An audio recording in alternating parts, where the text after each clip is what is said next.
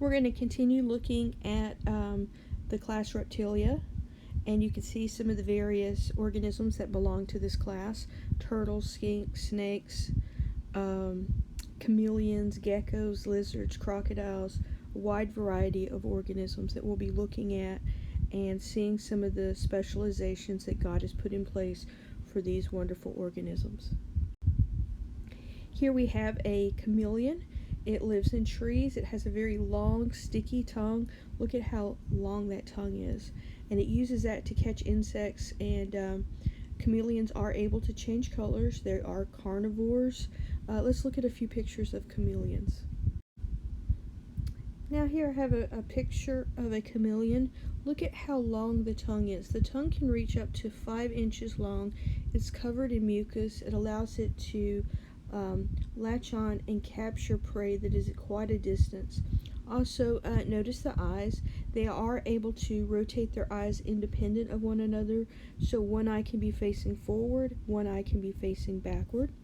Also, if you will look at their legs, and you look at how they can grasp branches, they're able to grip the branch in such a way with those pincher claws that they have that they can stand there for long periods of time perfectly still in order to capture their food. And here we have just a few examples of how colorful and how beautiful the chameleons can be. And you can just see the wide range in just these 3 examples. But it is a misconception that the chameleons change to match their surroundings. The chameleons actually change colors more to reflect their mood and to communicate with other chameleons. So this is a way to manipulate specialized cells in their body called chromatophores that contain different colors of pigments to show up in order to send out signals to the surrounding chameleons. Now I also want to show you about God's creation of the gecko. And again, some characteristics that I want you to be aware of is that as we go through the animal kingdom, time and time again, you're going to see that a lot of what we call inventions that we've come up with are actually things that we've observed that God has used in nature. And the gecko is going to be a prime example of that. So let's look at this magnifying of how God created the gecko to walk on smooth glass. So here we have a gecko, and over here you've got just a little piece of glass, and the gecko's foot can actually adhere to the glass. It could stand on glass upside down, hanging from a ceiling if it wanted. And how does it do this? Well, first off, look at all these various types of feet that God designed for lizards, and how each one is designed specifically for the niche that God had in mind. And when we look at the gecko and its ability to climb the sides of walls vertically or to hang upside down from a ceiling, how is that possible? Well, if we magnify the foot pad of the gecko, the first thing that we're going to see is that there are thousands of setae on each of the foot pads. And if we take the setae and we enlarge in that, we make it larger, so we see that there are thousands of spatula. The spatula are the tips found on the setae. Now, check this out. We've taken the setae, we've enlarged it. We're looking at the foot pad of a gecko, enlarging it, that we can see lots of setae. And at the end of each setae, we've got those spatula. Now, do those look familiar to you at all? Have you seen the suction cups that we use when we hang the silly little stuffed animals on the side of our windows in our cars, or suction cups that we use to hold things up in our lockers? That's what we're looking at right there. So that God's design of the gecko's foot, each toe has thousands of setae, and each setae has thousands of spatula.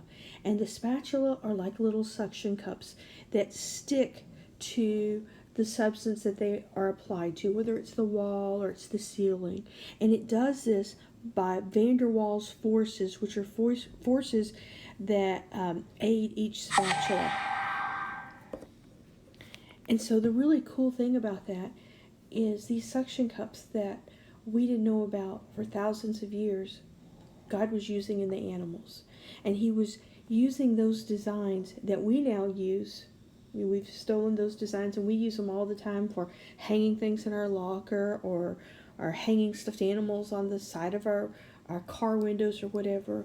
And then he used these laws and these forces that he put in place, such as van der Waals forces, to allow these animals to perform and do activities for the niche that he designed. And it's just amazing when we look at animals and we look at God's design within the animals. Now, if you look at this little guy right here, he looks kind of like a snake. And if you've ever seen the movie Indiana Jones, there's a scene where Indiana Jones falls down into a pit and he's surrounded by snakes.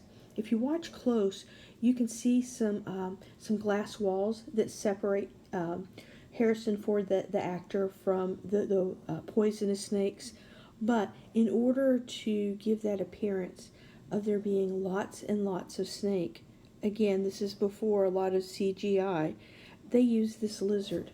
And so they were able to put these lizards within that scene, and it looked like Indiana Jones was surrounded by snakes, when in fact he was really surrounded by a lot of lizards.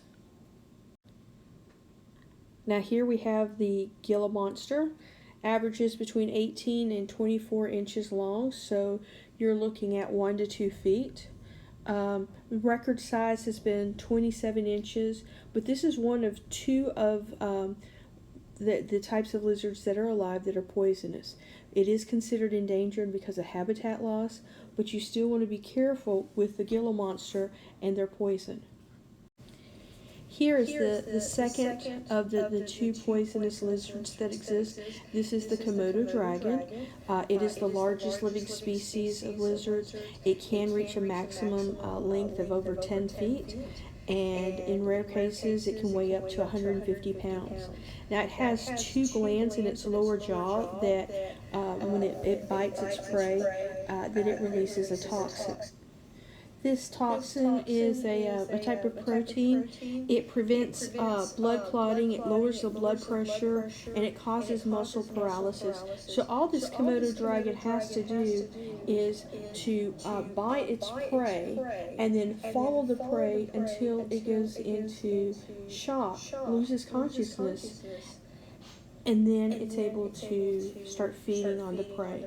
Now, researchers have been able to isolate some proteins, and they're antibacterial type proteins from the blood plasma of the Komodo dragon, and it's showing promise of being able to combat drug-resistant bacterial strains and even some fungus. So the Komodo dragon, while it is poisonous, you do want to avoid being bitten and envenomated by it. Again, there is promise that the Komodo dragon could help us fight some of the more drug-resistant bacterial strains in the future. Now here we have the Euromastix. This is a lizard that's found in Africa. It's called the spiny tail lizard or the dab lizard. And I just want you to see some of the variety of lizards that exist, some of the ones that you wouldn't naturally run across in the United States.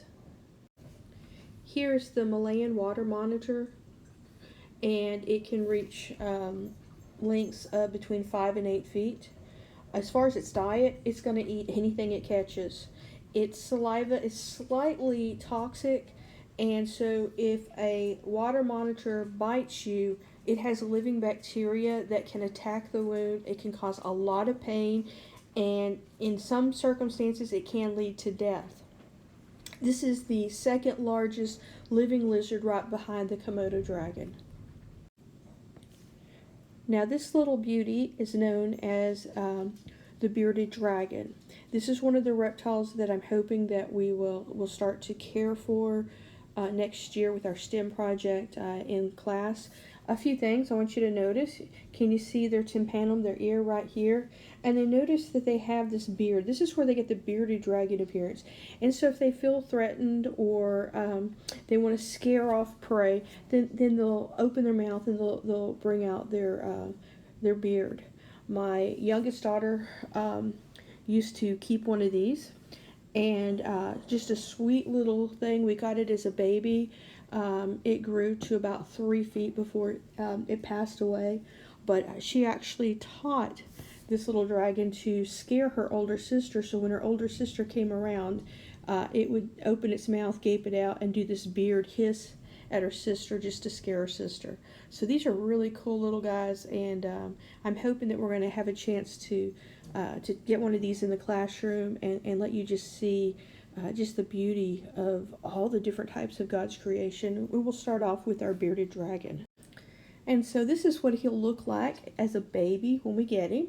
And the previous slide is more of an adult phase. But just look how precious he is. And I do want to get one about this size right here to start off for you guys to start feeding. We start off feeding them live crickets, and we'll have those coated in calcium to give them nutrients that they need and strengthen their bones. And then we'll move them over to more of a vegetative type of diet.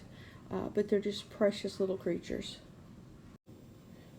Now here is a photograph of a wild iguana I took when I was in Grand Caymans a couple of years ago.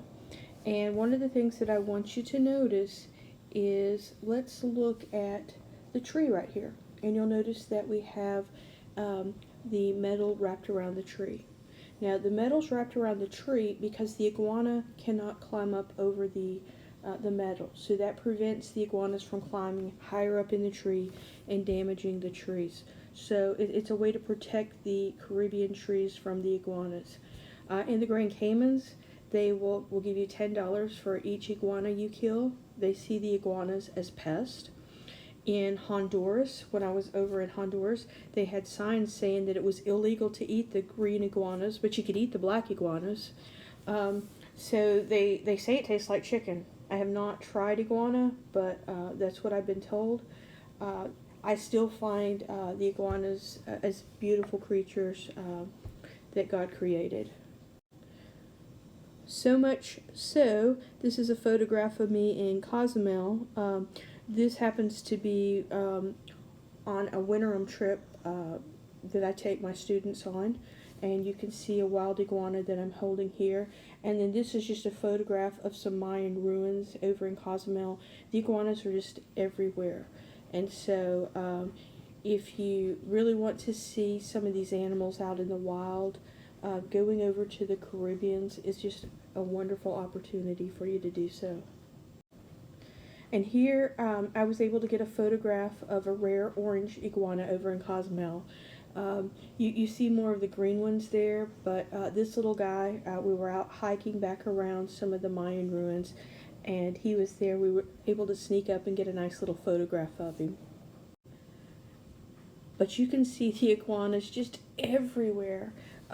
Here I was at a turtle sanctuary over in the Caymans, and you could see the iguanas up in the trees. You could see them out around the water. You could see them running across the paths where you walk. They're just everywhere.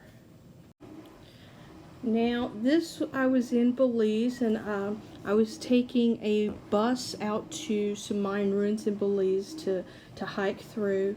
And even in Belize, you're going to find the iguanas. They're just all through the Caribbean. And when I was in Honduras, when we went and we saw some of the rainforest areas of Honduras, and so we were hiking along some of the trails there, and we came up across this group of iguanas in Honduras. So these are the green iguanas. These are the ones that you can't eat. These are the black iguanas. These are the ones that in Honduras it's okay to eat, and they say they taste like chicken. So how do you tell on an iguana if it's a male or female? Well, the males will tend to be more green, and this is, let's back up. in different types of iguanas species, you're going to have to look at different characteristics. The male green iguanas will be more orange color. The females will be more green color. Now, I also want you to notice right here, can you see the tympanum, or can you see its little ear there? So here we have a photograph, the more orange colored green iguana being the male, and then the female is more of a green color.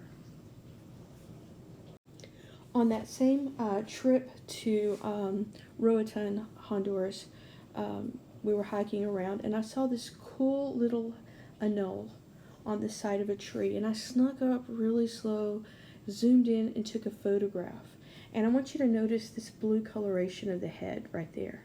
So that's a male, and the way you can tell that it's a male is it has much more blue on its head than a female.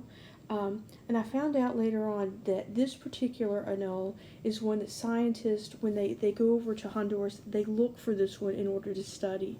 So I was really blessed to run across this one in the wild. He was just so beautiful, just that the picture doesn't do justice to the blue coloration and then the vivid green of this anole.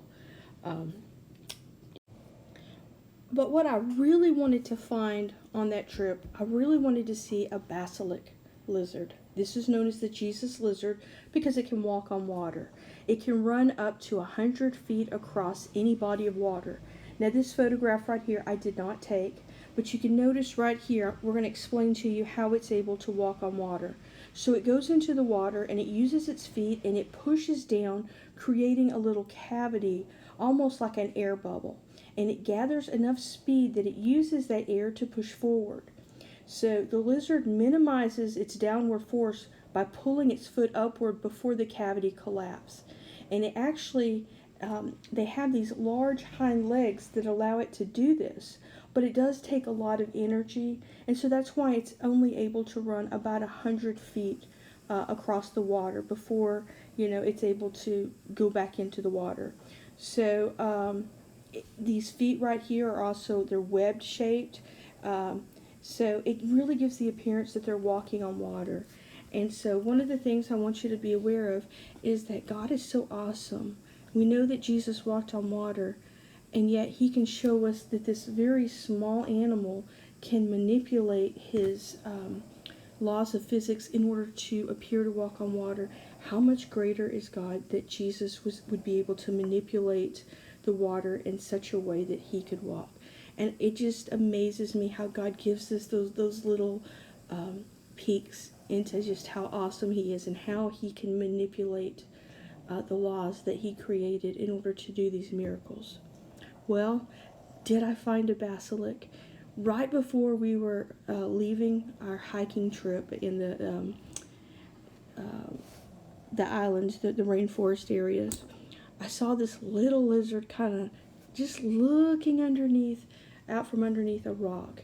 And this is it right here. I took a photograph, and so I didn't get to see the basilisk running on water, but I did get to find the basilisk, and it was just such a cool creature and just a reminder of how awesome God is. So you got your lizard, and you could see the tympanum, or the ear right there, and the nostrils, and you can see the eyes. But the iguanas also have this structure right there, and that's known as a parietal eye. This organ is used if a predator is above. This organ doesn't see, but it's used for protection to alert the lizards that there's a predator above. So this isn't actual for vision, but what it does is it simply detects changes in light and darkness. So that if you've got a lizard out there and it's sunbathing on a rock, it's heating up on the rock, and you've got that sun coming down, well, if a predator comes over there, it would notice the difference when that shadow of the predator's over there, and it would allow the lizard to respond. So cool how God creates these animals.